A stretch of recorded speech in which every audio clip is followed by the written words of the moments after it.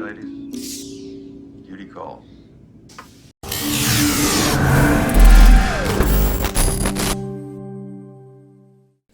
Hey everyone, Genome here, coming at you with the next episode of my Star Trek The Next Generation review series.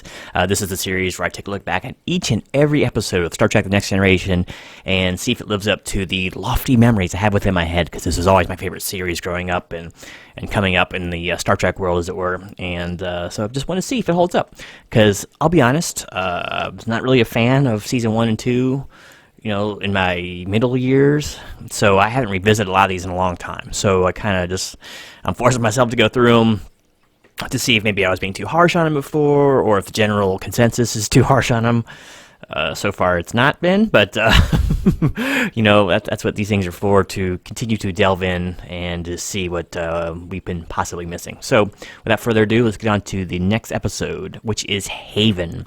So what I'll do is give a real brief synopsis of what's going on here, and then give you what I thought about the episode afterwards. So this episode is a very self-contained, as a lot of this series is. There's a lot of there's not very, other than like maybe some Borg continuations, some Klingon stuff, there's not a whole lot of of stuff that spans multiple seasons or multiple episodes, or even ties a lot of episodes together, outside of the characters themselves. That's the bulwark of the series. Like you have overreaching arches like DS9 had the Dominion War.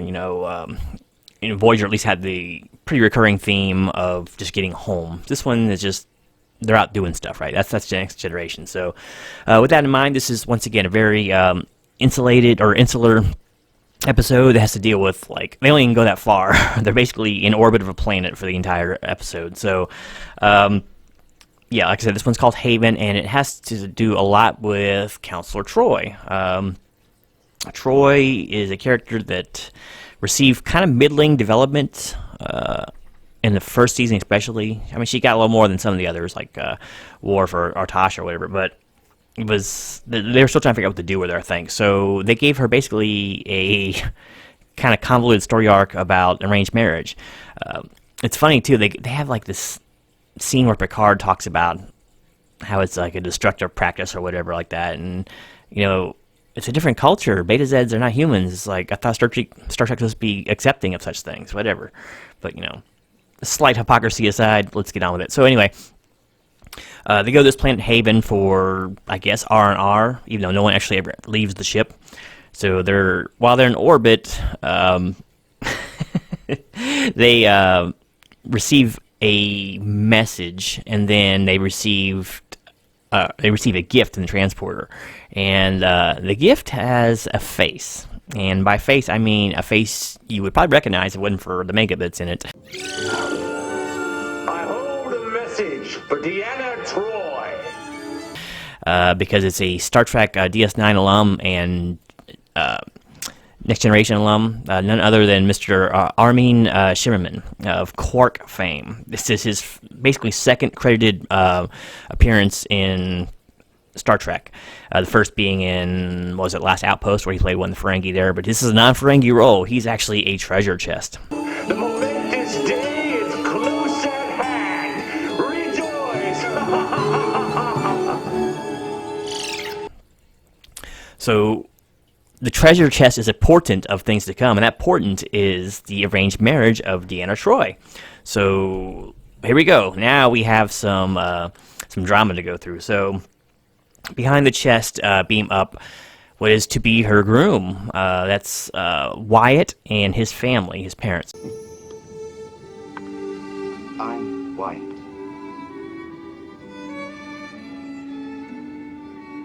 Wyatt seems kind of ethereal and a dreamer, head in the clouds kind of guy, but he's real quiet and shy, and so introductions are made, this and that. So they're ushered on out of there because Deanna's mom wants to come on. So we haven't met her yet. So this is Lwaxana Troi coming on for the first time in Star Trek. I should warn you, sir.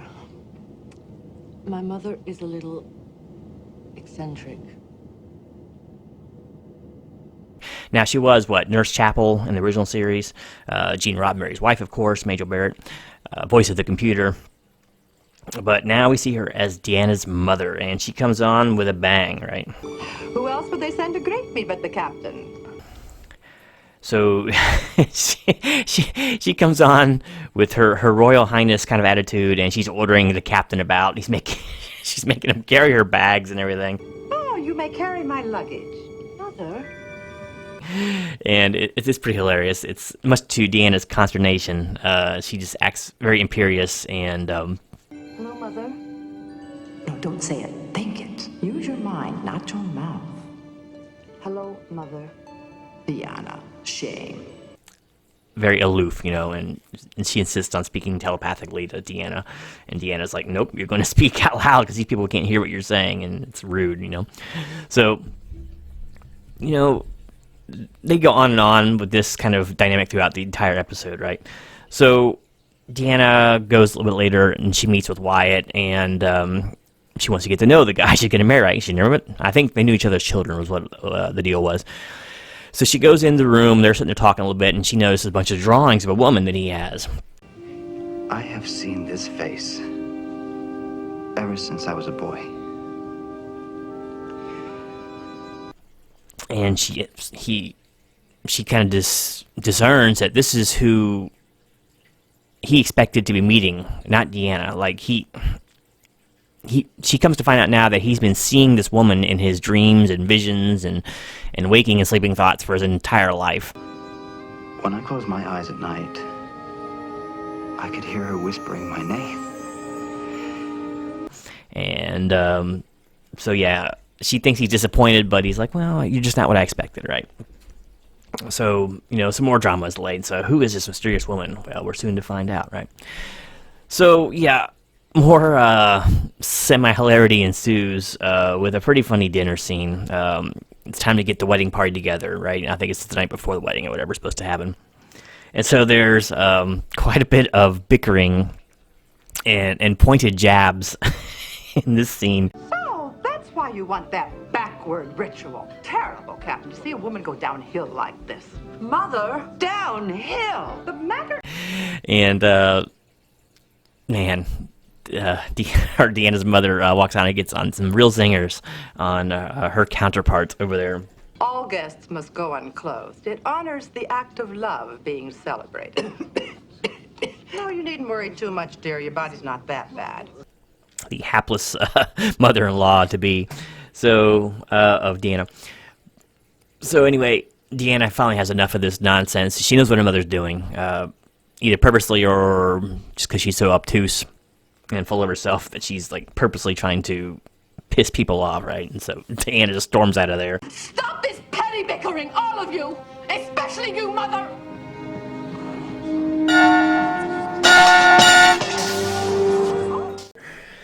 Meanwhile, this whole time, like throughout the episode, as soon as Riker found out that Deanna was going to be getting married, he's been kind of really freaking pouty. The pre-joining announcement of Counselor Lwaxana Troi.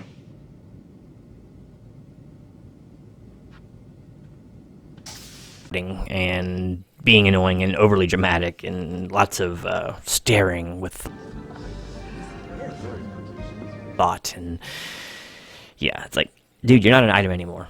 You can do this Amzadi thing all you want, and it doesn't mean anything. Hey, you had your chance. You blew it. All right, so anyway, we're over Riker, right? So it's weird. There's like the scene at the dinner too, and Data is trying to learn about all this human wordplay and interaction, so he's enjoying the bickering part. Mr. Data, Sir? you're circling the room like a buzzard. Mr. Hom is in there, he's the valet, the really tall valet of Lwaxana, and he's silent, of course, doesn't say anything, but he's sitting there pounding the drinks during this dinner. And then he starts beating on this little gong, this little bell constantly. It's very, very funny and annoying. It reminds me of that scene, I think it was in Boogie Nights, that really tense scene where they're trying to sell the fake cocaine to that drug dealer, right? And that one guy's in the background, he keeps lighting firecrackers and just throwing them around constantly, just like randomly. And, it's very I know that noise just like gives you almost like, not aphasia, but it's just like, it's so disorienting, and it gives, it's just kind of a comedic, like, it lends a comedic bend to the whole scene. So interesting part, probably the best scene in the whole episode.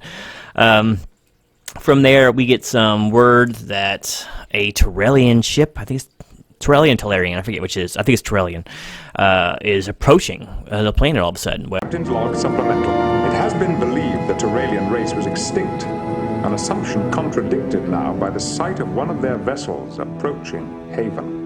Well, that's a problem because Torellians are supposed to be extinct, and the reason they became extinct is because they used like biological warfare on themselves, and they went up wiping themselves out, and all their future generations carried the disease which killed them. Well, the ship is approaching Haven, the planet, with no like messages. They're just approaching. So of course Haven asks the Enterprise to intervene, keep the ship away from them, which Picard winds up doing eventually. So you know, long story short, Wyatt's still trying to get his head around things when a message finally comes through. See, what happens is the Enterprise puts a tractor beam on this old Torellian ship and starts towing it away from the planet just so it can't hurt anything, right? Well, eventually a message is sent from the ship, and on it is this mystery woman and this man sitting in a chair, which will wind up in Worf's quarters in later seasons, by the way. Wyatt, you've come just as you promised. How could I be so accurate? But this blonde lady with the very sultry midsection that is amply shown,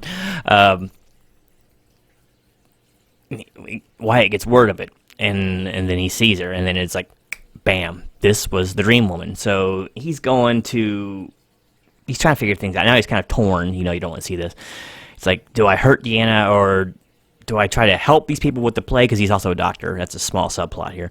And go with the woman of my dreams. What do I do? So he goes and kind of seeks counsel with Deanna. Lwaxana, excuse me. That's always a wise choice, right? Can I talk to you about something serious? Oh, but I'm always serious, dear boy. Only my pleasant nature makes it appear otherwise. Please, Mrs. Troi.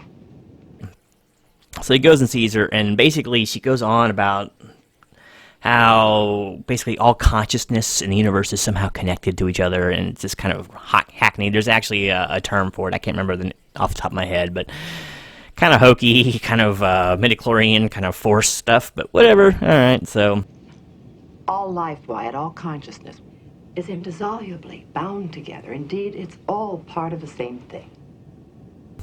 that's who's been saying the visions, is this lady. So Wyatt goes and basically says his farewells to everybody,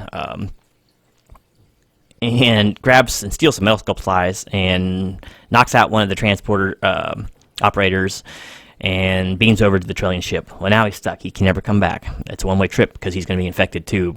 He's human. I'm not sure if that counts, but basically he's stuck. So, once he gets over there, like, he sees murals of himself, these little pictures that are drawn. Kind of a cool little segment, actually.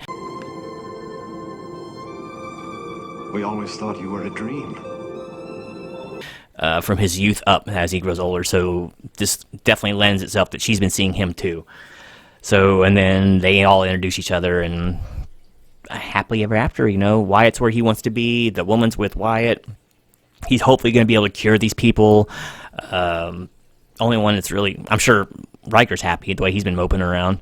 And, that's that. Deanna's happy for him, and then Mrs. Troi leaves again and gets a few more zingers in on the captain before she leaves. And What?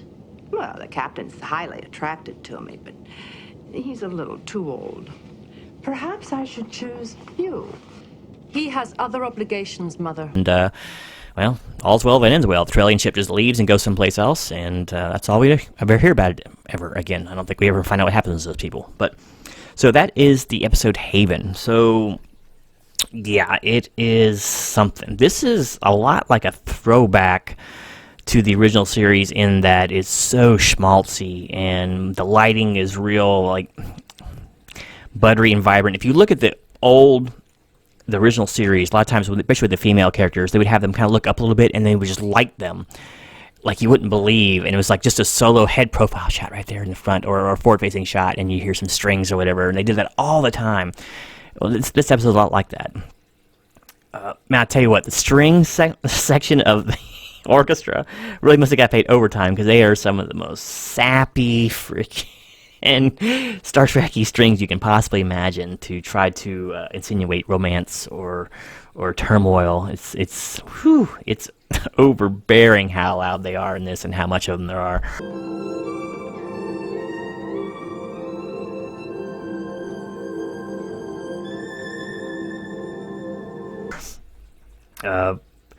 Yeah, but like I said, this is just kind of indicative of the first season where it harkens a lot to the original series, but it doesn't really have anything interesting going on. There's a slight subplot with is the plague going to reach the planet or not? But it's obviously not. The Enterprise is not going to let it happen, right? But it's just not very interesting. We're not vested enough in the characters like Troi and all that yet to really care if they get married or not. It doesn't really mean anything. It doesn't really break the character arc. We're going on them for 10 episodes now, so it's like, there's no real ramifications here. Wyatt, he's okay. Seems kind of dreamy, head in the clouds type. He kind of fiddles with Deanna's emotions a little bit. You kind of feel sorry for him because he's being pressured into the relationship too. But he could say no. He's a human. I mean, Deanna, it's their culture who is needing to get married, and they made some sort of vow when they were kids or whatever, because Wyatt's parents were like the Troy's best friends or whatever. It's not gone into too much, but it's just not very interesting. They don't go to the planet. It's all in hallways and in a few like the dining room, the dining hall is shown for the only time or whatever, and it's just not. It's just lots of people standing and looking at each other a lot, and yeah, it's rough, man. There's a funny scene. During the dinner, well, there's many funny scenes there, but it's like seeing them get dressed up for the festivities. Like Denise Crosby, Troy, or Tasha Yar gets this gigantic 80s freaking hairstyle font going on, man. Like I can just smell the Aquanet from here. It was just so crazy compared to what she normally wore. It's like, okay, and Deanna's outfit's changed a lot, and she has this beaded thing that she, the beads that you see in the bead curtains, she took one of those and wrapped it all the way around her head multiple times. Is how she's holding her hair cone up. Yeah, just rough. The only real redeeming thing about this episode is, I know I'm gonna get some flack for this, is Majel Barrett as Lwaxana Troi. She is a firebrand. She is razor sharp. She steals every scene she's in, and I've always liked this character. I know that people tend to not like her. I think it's just, it just gets to be legend around the Star Trek community. I have to hate Majel Barrett because the character's overbearing and annoying. She's supposed to be overbearing and annoying. She plays it so well and perfectly that you just kind of loathe being around her, but she's funny. I mean, the role is funny, and she really nails it in this one because she is wicked with her barb, especially against her competition, the other older lady. You giving thanks? Besides, you never did this before. I do it now. Unlike some people, I am in growth. Oh man, she gets in some zingers on her and on her husband. Besides, your husband quite likes the idea of seeing me unclothed. Stephen! Oh, you did know he's attracted to me, didn't you? And on Picard, and even on Wyatt and Troi, man, she just, no one's left unscathed, and the woman is a force of nature when she comes through. Whatever happened to Mr. Zelo? Oh, I was forced to terminate his employment. Zelo was strongly attracted to me. His thoughts became truly pornographic. So, yeah, I don't know what the hate on her is. The only thing I can understand is a lot of her episodes aren't that good. I mean, they're not really that interesting. Usually when she's involved, there's nothing too interesting going on. And that's definitely the case in this episode. It's just not compelling. It could be very compelling if they got rid of all the romantic stuff and just focused on the Trellians. Like, what do we do with these Trellians? We have our moral doctrine says we have to help people, right? But how can they help these people? They can't get near them. They can't let them locate to an inhabited planet. There's a lot of, wiggle room here for ethical plays, and it's just not explored in this at all. So it's just a bad episode, but it's not any fault of Majel Barrett's or Lwaxana Troi's. Captain, even Zelo never had such thoughts about me. You may energize. But everyone else is just serviceable. Troi tries, or drawing a blank. I'm drawing a blank on her real name, but yeah, it's just like she tries, but it's rough. This comes off very much like a soap opera in that level of acting, and I think, well, I know didn't Jonathan Frakes come from soap opera, so he's got that part down. You know, he knows his dramatic turn and pause. But yeah, so this whole episode's like a soap opera with a little bit of comedic falling in, and it's very little to do with any kind of space or any kind of science going on here. It's just like sickness coming, bad, wedding forcibly going ahead, bad, and something will happen to fix it all. I mean, that's just basically it. So there's nothing really to recommend in this episode other than Majel Barrett, I think. And then seeing Picard squirm is kind of nice too. He does play this pretty well. This way. Because he was usually really stuffy in the first season, but this one he plays off fairly well in his own gruff way. So anyway, yeah, this has gone on long enough, but yep, not highly recommended like much of the first season, but you know, 10 episodes in, so we got a whole bunch more to go, so I'm just going to try to keep my strength up. So anyway, thanks for watching. Don't forget to like and subscribe. Stay tuned for more reviews of the rest of the Next Generation series, more music reviews, more movie reviews. You know me, if I can review it, I will do it. So stay tuned for the next one. So until next time, this is Gino. Just glad that Lwaxana Troi isn't his mother or mother-in-law. Out.